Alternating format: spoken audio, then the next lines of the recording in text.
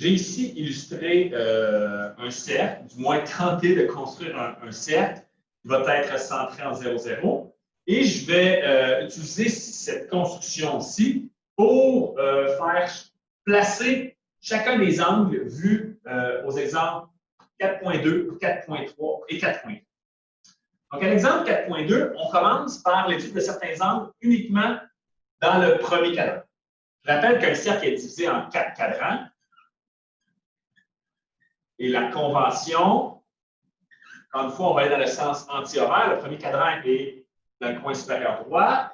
On a le deuxième cadran, le troisième et le quatrième ici. Les valeurs dans le premier cadran que je vais mettre sur le cercle, dans l'exemple, sont en radians. On aurait pu aller en degrés, mais on se rend compte, si jamais vous continuez à faire des cours de maths, que l'utilisation des radians est beaucoup plus pratique que l'utilisation des degrés lorsqu'on fait, entre autres, du calcul différentiel, du calcul intégral. Donc, les valeurs ici, les angles qui sont donnés sont 0, pi sur 6, pi sur 4, pi sur 3 et pi sur 2. D'abord, l'angle 0, par convention, est ici. Donc, pensez à, dans le fond, ce qui va se passer, là, on va placer des angles au fur et à mesure que l'angle ici augmente, on va pouvoir placer nos points. Le point d'angle 0 est ici. Et donc, le point d'angle 0 est là. Sa coordonnée, étant donné qu'on a un cercle de rayon 1, est de 1, 0. Cela veut donc dire que si vous calculez sur votre calculatrice, parce que je répète, le cosinus, de façon générale, que pour un angle, pour un point P, la valeur en X est égale à cosinus θ, la valeur en Y, sinus θ. Donc, si vous tapez sur votre calculatrice en radian, donc ce serait la même chose ici en degrés, là, cosinus 0, ça vous allez obtenir 1. Et sinus de 0, ça va vous donner 0, parce qu'il n'y a pas de hauteur ici. Pi sur 6. Pi sur 6, si vous essayez de construire, vous pouvez peut-être le convertir en degrés, ça va vous donner 30 degrés. Une autre façon de le voir, c'est que pi sur 6, c'est 1/12 de 2pi. Donc, ça doit représenter 1/12 de tout mon cercle. Ou 1/6 de la moitié du cercle. Étant donné que la moitié du cercle a pi radian, pi sur 6, c'est 1/6. Donc, 1/6 du cercle, évidemment, j'y vais à l'œil, vous pouvez y aller avec un rapporteur d'angle. Ça donne ça ici.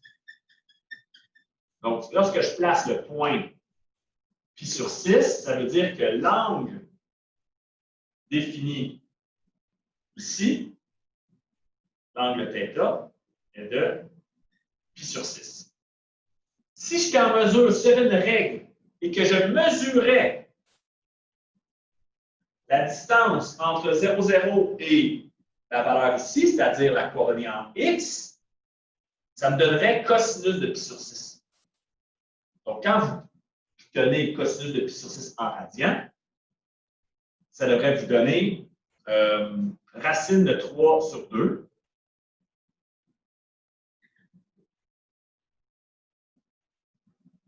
Et la valeur en y, si vous mesuriez ça ici, si j'avais bien fait ma construction, vous devriez arriver à la moitié de la hauteur totale. Étant donné que ça mesure 1, ça ici, si je suis supposé arriver à la moitié, 1/2. Bon, vous me donnez un peu la chance que je ne suis pas loin de la moitié, ça a été fait à vue de nez. Mais sachez que sur 6, on a ces coordonnées-là. Lorsqu'on veut placer pi sur 4 et pi sur 3, on va ensuite placer pi sur 2. Mais il faut procéder de la même façon et mesurer l'angle à partir de 0 ici et placer chacun de nos points.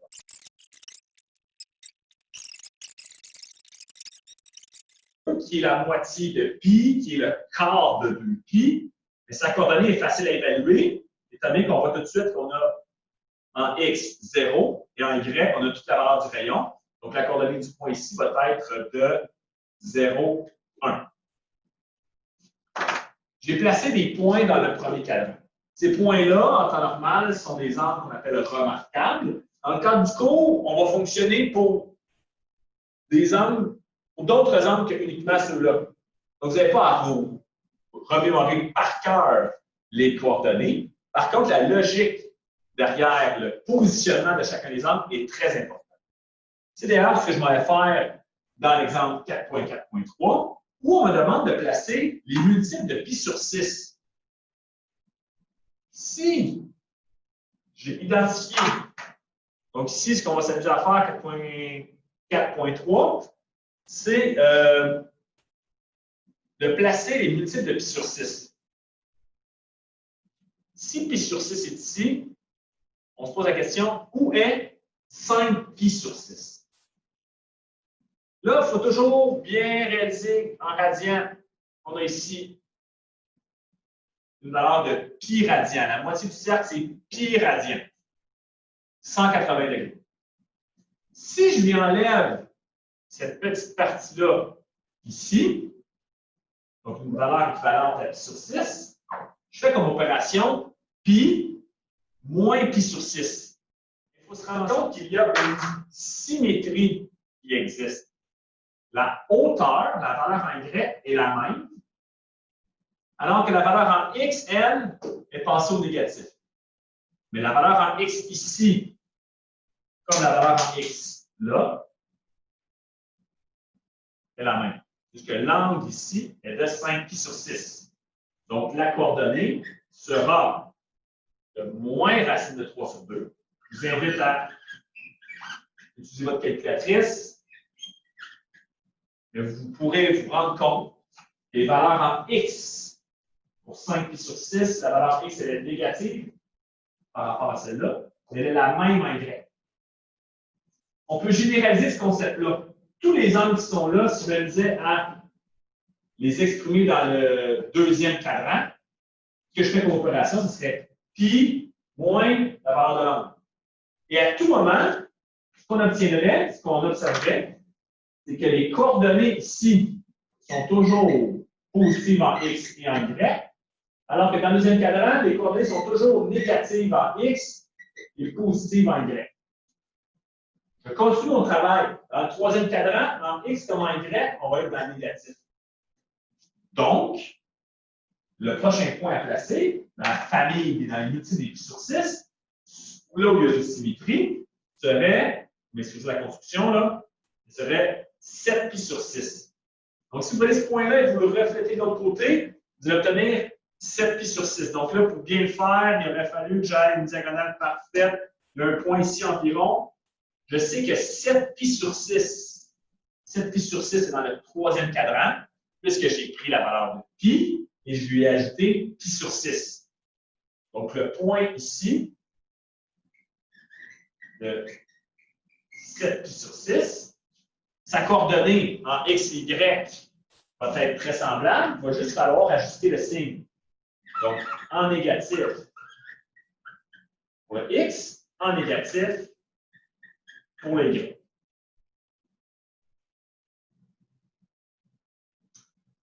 Finalement, dans le quatrième cadran, les valeurs en X sont positives, alors que ce sont les valeurs en Y qui sont négatives.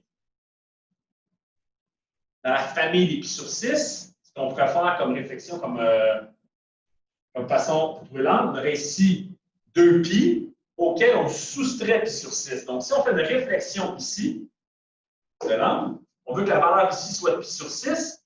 Donc, j'ai fait mon angle 2 pi et je lui soustrais pi sur 6, ce qui nous fait dire que le point 11 pi sur 6 est quelque part là. Et la coordonnée va être pratiquement la même ici, sauf que la valeur en Y se doit d'être négative.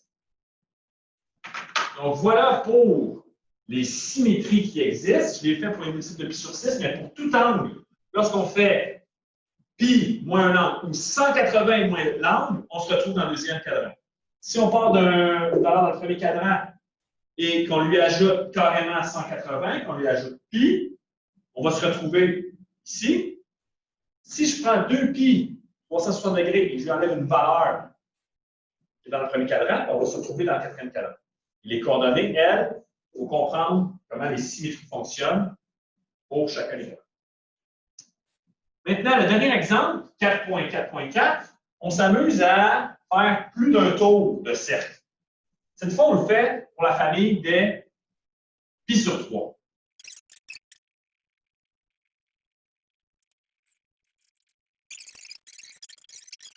On me demande de placer moins pi sur 3. Lorsqu'on déplace dans ce sens-là, ce déplacement dans le sens anti-horaire, c'est un déplacement positif. Lorsqu'on va dans le sens horaire, c'est un déplacement négatif. Donc, si je fais pi sur 3 comme ça, bien, quand je vais faire à partir de 0 moins pi sur 3, je vais être au même endroit, seulement, dans le quatrième cadran, il va y avoir une réflexion par rapport à l'axe des X, il va y avoir une symétrie où la valeur de moins pi sur 3, je vais être à peu près là. L'angle de moins pi sur 3 va être ici. Je suis donc dans le quatrième cadran. Les valeurs en X et Y ne changent pas à un signe près. Donc, étant donné que dans le quatrième cadran, on a un X qui est positif et un Y qui est négatif, le point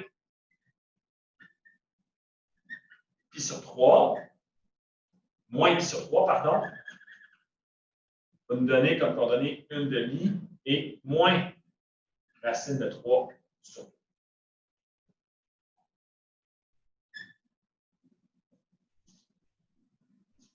On me demande ensuite de placer 7 pi sur 3. 7 pi sur 3, si on réfléchit comme il faut, c'est plus grand que 2 pi. Donc, on a pi sur 3 qui est ici, 60 degrés. On veut lui ajouter 2 pi. Pi sur 3 plus 2 pi, ça donne 7 pi sur 3. Ça veut donc dire que à partir de cet angle-là, on fait un autre tour de cercle.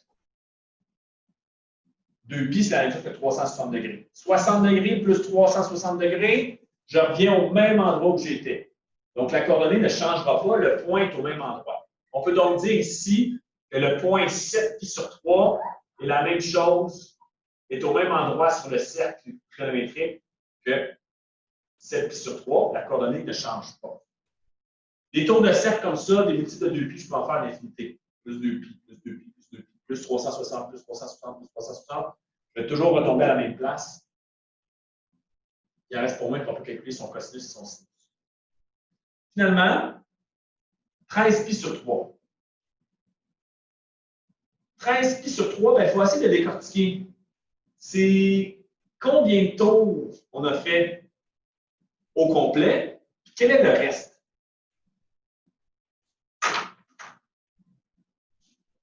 « 13 pi sur 3, c'est la même chose que 12 pi sur 3 plus pi sur 3. 12 pi sur 3, c'est 4 pi. 2 fois 2 pi. Ça veut donc dire que 13 pi sur 3, c'est tout simplement faire 2 tours de cercle et d'ajouter pi sur 3. Donc, 13 pi sur 3, c'est au même endroit où se situe 7 pi sur 3. C'est au même endroit sur le cercle où se situe pi sur 3. Donc, 13 pi sur 3, 7 pi sur 3, pi sur 3. C'est au même endroit sur le cercle. La coordonnée est donc la même. Donc voilà, à travers les exemples donnés en radians, j'ai expliqué un peu la logique derrière les symétries qui existent dans le cercle et les rotations dans le sens horaire et anti-horaire qui nous permettent d'augmenter ou de diminuer l'angle, même d'aller dans les valeurs négatives, positives, de moins l'infini à plus l'infini. Exemple 4.4.5, on fait un peu un retour sur tout ce qu'on a vu sur la construction du cercle à travers un exemple. Donc, en A, B, C, D, on va demander de placer un point, de trouver ses coordonnées, mais surtout de réfléchir à la façon dont on est en mesure de calculer ses coordonnées sans nécessairement toujours être sur sa calculatrice. D'abord, moins 120 degrés, où on le place sur le cercle, sachant ici qu'on a 0 degré et qu'un déplacement négatif se fait dans le sens horaire. Et moins 120 degrés, on va s'en aller dans ce sens-là. On nous demande de convertir en radians pour commencer à développer une intuition qu'il y a entre les degrés et les radians, pour ne pas toujours être obligé de pitonner. C'est allé de voir moins 120 degrés, quelque chose qu'on est habitué de comprendre en degrés. Et quand l'exprimer en radians sans trop de difficulté. Donc, degrés, c'est un tiers du cercle. 120 sur 360, c'est le tiers du cercle. Vous pouvez faire la règle de 3 si vous voulez. Et le tiers de 2π, va être 2π sur 3.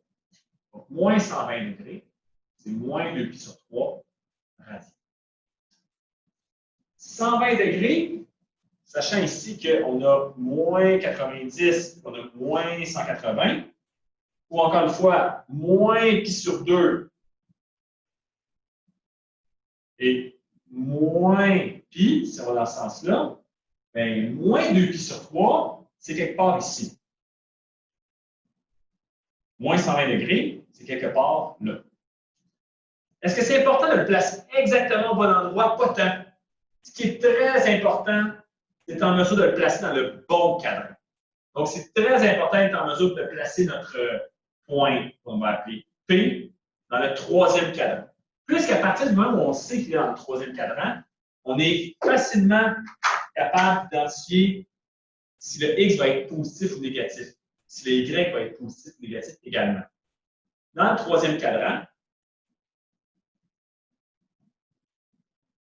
toutes les valeurs en X vont être négatives. Toutes les valeurs en Y seront également négatives. Donc, la coordonnée ici va être moins quelque chose en X, moins quelque chose en Y.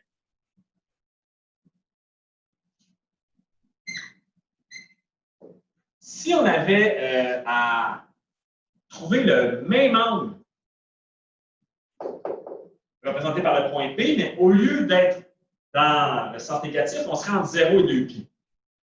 Autrement dit, si je pars à 0 ici, et que je m'en vais dans le côté positif, j'ai π sur 2, parenthèse 90 degrés, 5 π radians ici, entre parenthèses 180 degrés, et on se demande, mais c'est quoi la valeur de l'angle ici? On peut faire un petit jeu de symétrie. Si j'ai moins 120 degrés, je vais lui ajouter un tour de cercle au complet. Donc, je vais lui ajouter 360 pour tomber sur le point P dans l'intervalle désiré. Si donc je fais moins 120 degrés plus 360 degrés, je vais obtenir 240 degrés. Si je le faisais en radians, puisqu'on travaillait en radians, ce serait moins 2π sur 3 radians plus 2π radians. Donc, on a fait un tour de cercle. Et là, la valeur qu'on obtient, qui est de 4π sur 3,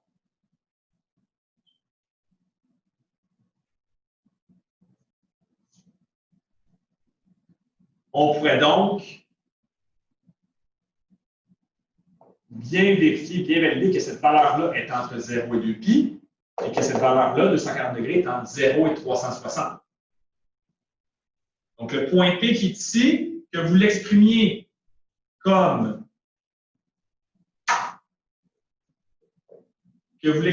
étant moins 120 degrés, que vous l'écriviez comme étant moins 2π sur 3 radians, que vous écriviez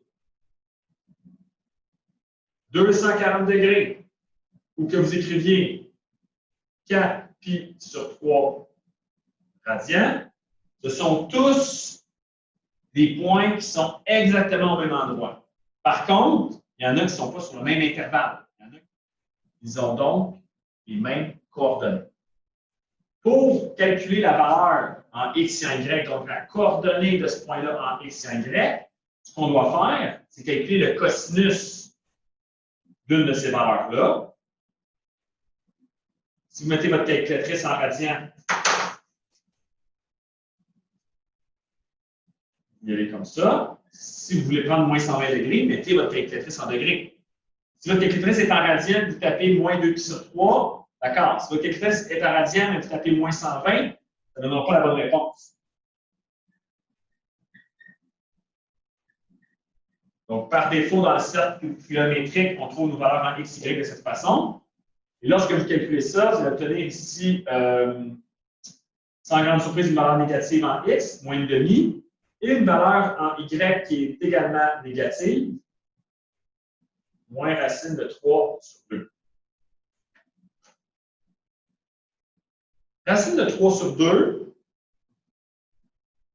ça donne 0,86. Vous pouvez marquer 0,87 arrondi à la décimale. Moi, j'écris moins racine de 3 sur 2, je connais la valeur exacte. Mais dans les faits, quand vous pitonnez, c'est vrai que ça va vous donner 0,86.